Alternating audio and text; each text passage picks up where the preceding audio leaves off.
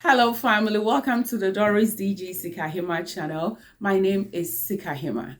I reach your homes around the world with another episode from the Sikahemaa channel to you.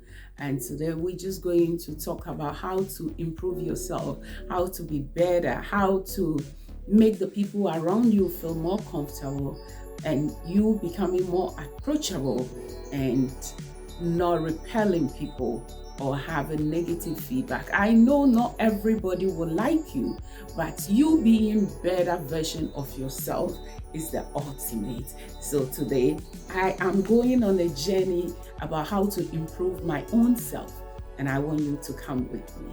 Please join the boat as we all move ahead in life, becoming better versions of ourselves. So I put together a few points. There are 7 points that I've put together. Let's begin with number 1.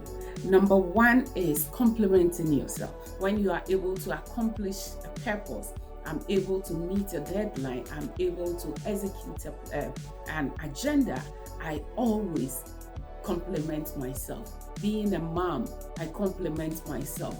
So I want you to get on this journey with me, complimenting yourself. If you say, hey girl, you look beautiful, your hair look nice, oh God, your makeup, and you're handsome, look at how hot you are, your mustache and all that, and how you are building up yourself, what you've been able to accomplish professionally, personally, relationship-wise, raising kids, family, you have to be able to compliment yourself, because it's not everybody that's a family man. It's not everybody that can get into a relationship with somebody.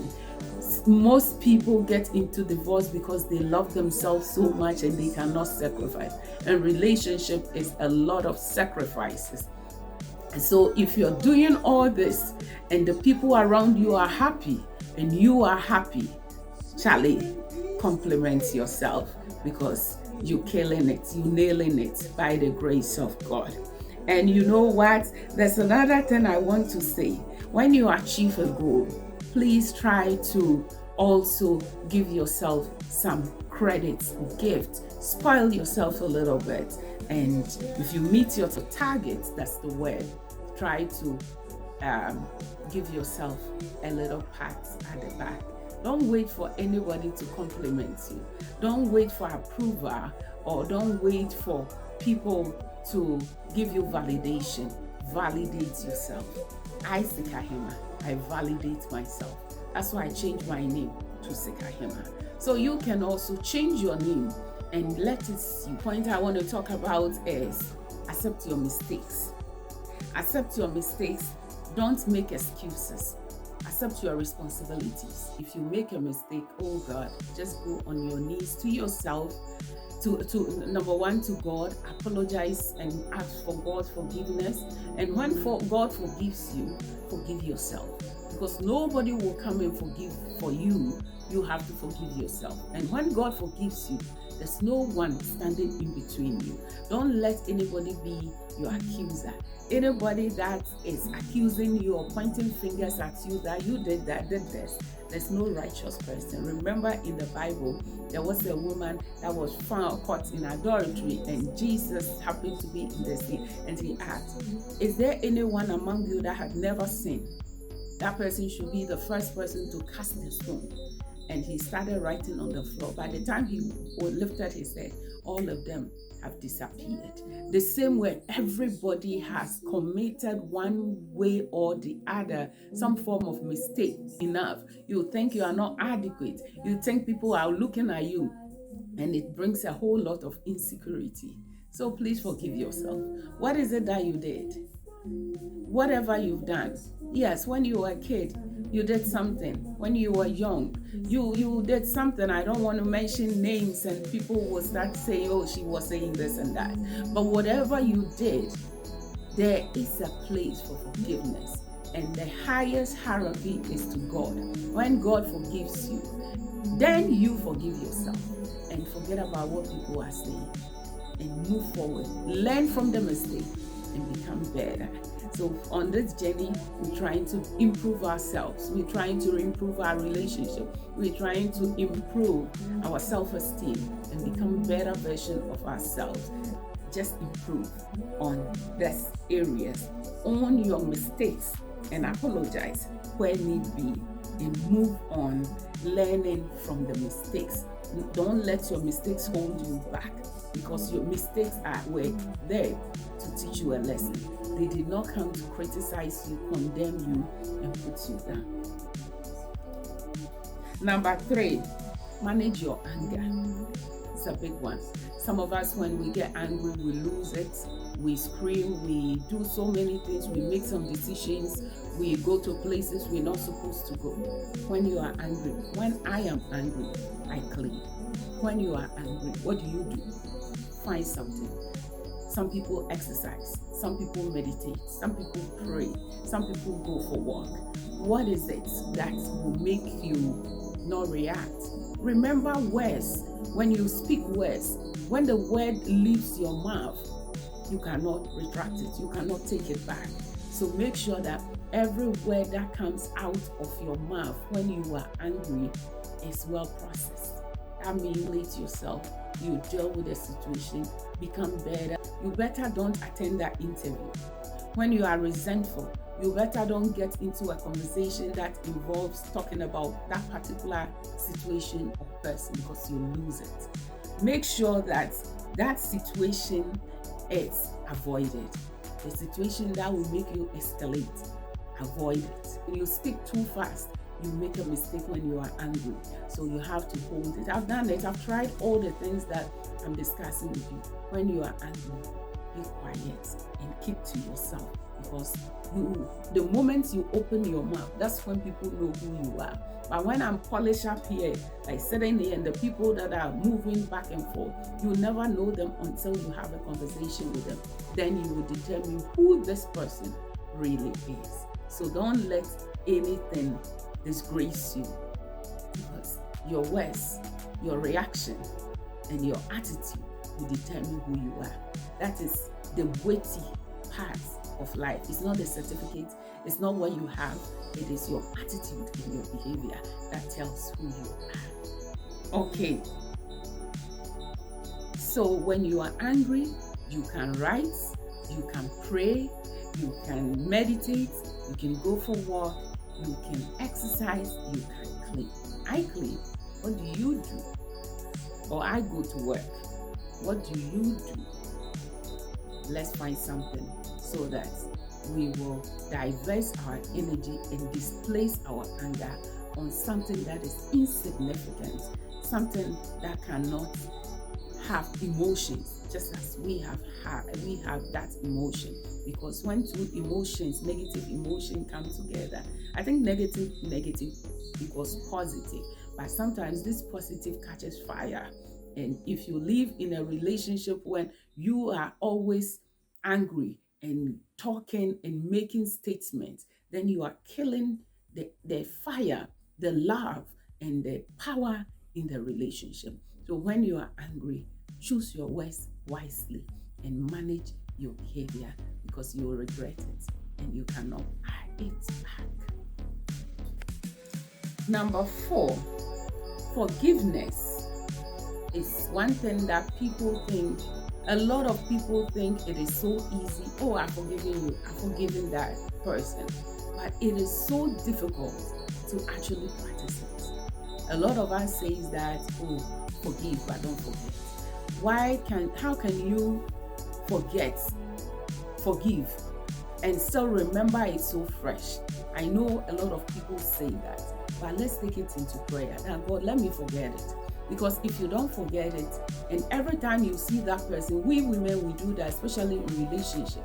Your husband did something 2,000 years ago, and you always remember it as if it's the birth or the death of Christ, which comes to bring us redemption and salvation. But your husband's problem that he was involved, or that caused you emotional instability or causes chaos in the family, you celebrate it every month, you celebrate it every year. The moment he does something small, you remember. What about yours? yours, between you and your husband, between you and other people? Are people keeping account of it? And people reminding you of it, or even God reminding you of what you did? Forgive. When you forgive, you give room for improvement.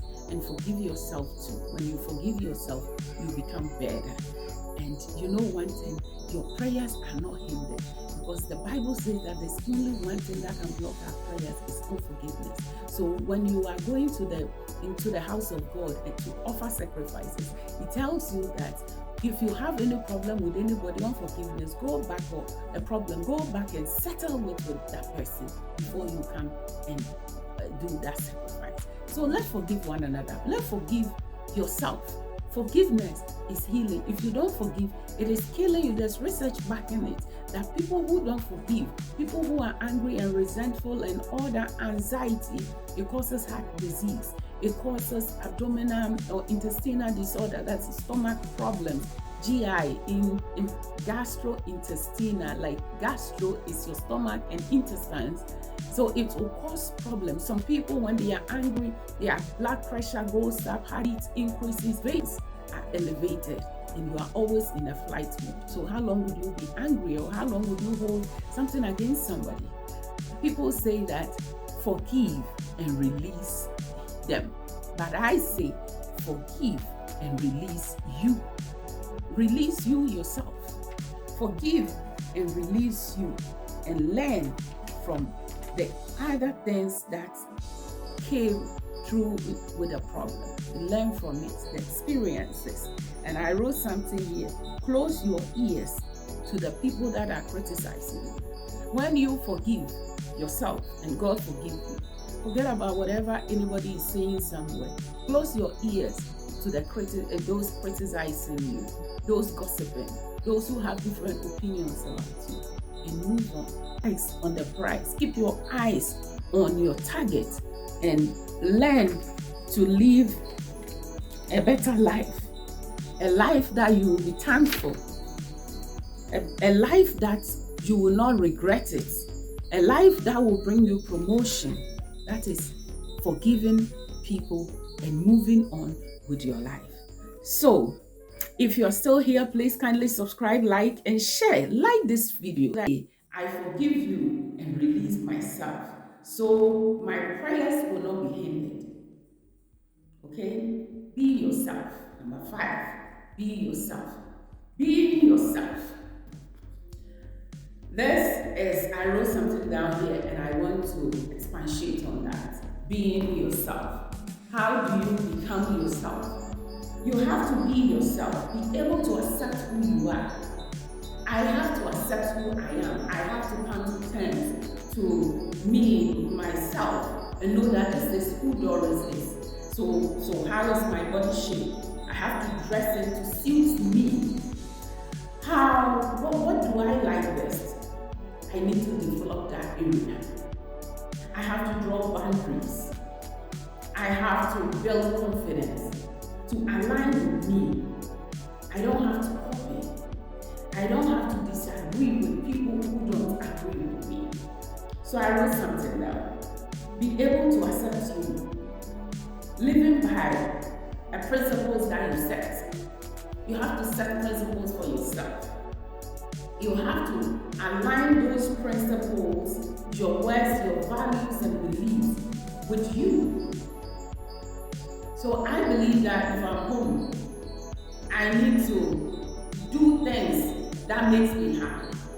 I don't have to do things, or wherever I am, I don't have to please anybody. So please yourself.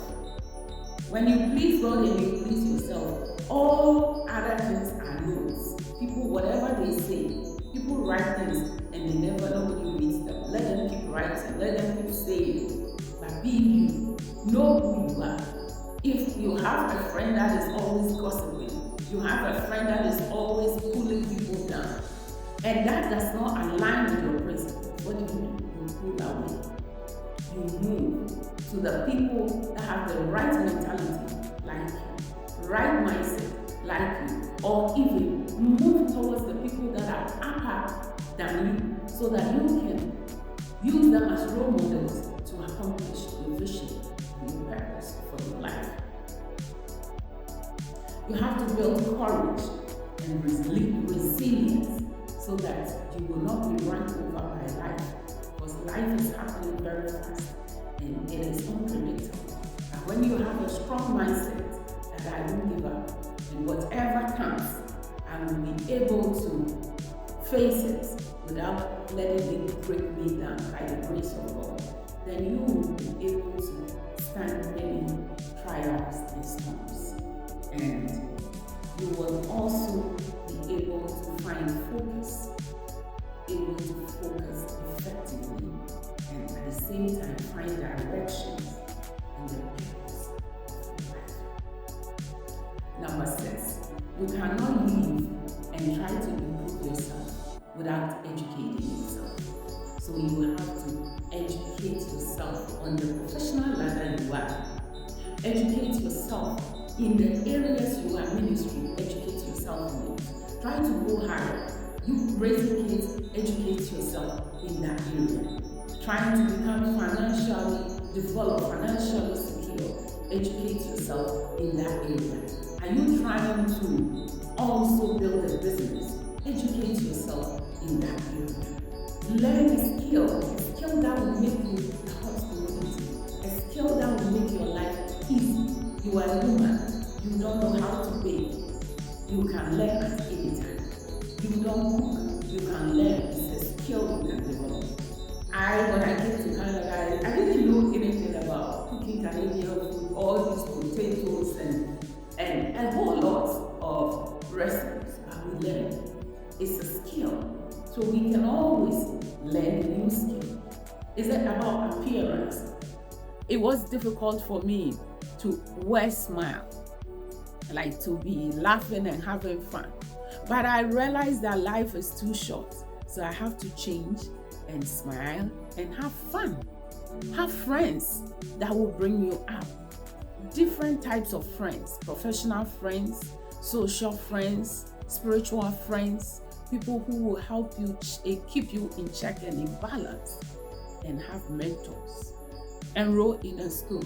I said in one of my videos that empty your purse to educate yourself. Empty your purse into your brain, and your brain will fill up your purse. That means get a loan, remove your savings, remove everything in your purses and in your wallets, sell your jewelry, get education. And when you get that education, that is your brain, you develop your brain. Then your brain is going to bring you more than you use to afford that education. You get me? So educate yourself. You can sing. Start practicing. Join people that know how to sing. You can play the piano, learn it, improve it. What is it that you have? Your one thing I know is that your quality is not for you. Your vision is not for you.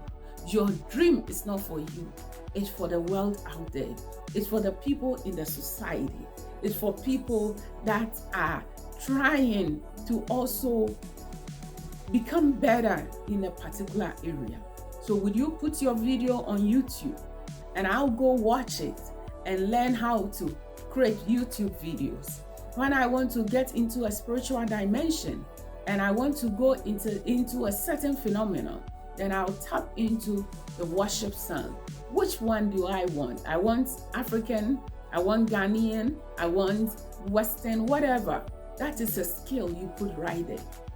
So your skill is not for you, it's for the people out there. So don't underestimate it. You need your skill. And your skill is a talent God gave you. And the Christians we know will be accountable for our works. So don't hold anything that you have. Develop it and bring it to a higher spectrum. You will afford it. I'll patronize it. The future generation needs it. And the other number 7 part is ignore the people that are against you. Ignore those who can't win or move with you. They cannot win with you. They cannot celebrate your accomplishment. They cannot speak well of you in your absence. But in your presence, they pretend that they like you. When they see your post on social media, they don't like or comment. Just overlook them. You are going places and they are going places. Remember the destiny of Naomi, Ruth, and Oprah. Oprah was not part of the destiny of Ruth and Naomi, or Naomi and Ruth. And the people that are not past part of your destiny, they will fall off. God will remove them and you will let go of them. So don't look at the negative people that are against you. Look straight to the altar and the finisher of your faith. Yourself in check, and you do not submit yourself to people that will bring the vision of God down and the vision of your life down. They have their own and we have our own. So if they are not applauding with us, let us focus and you will know that we can do it without them. God is always with you. Be spiritually secure.